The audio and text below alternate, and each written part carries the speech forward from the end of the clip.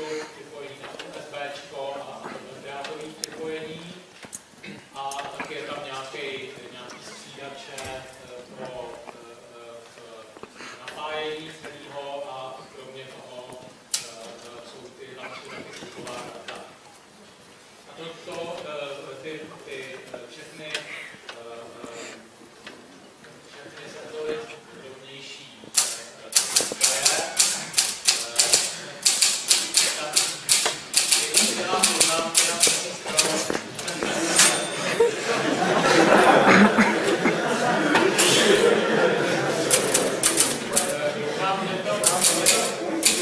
já jsem taky měl psací stroj, ale oni tam jsou takový polštářky filcový a to už nežrali ovlivu. Jo, to je můj první tenhle stav. Musíte často psát, aby ty moly utekly.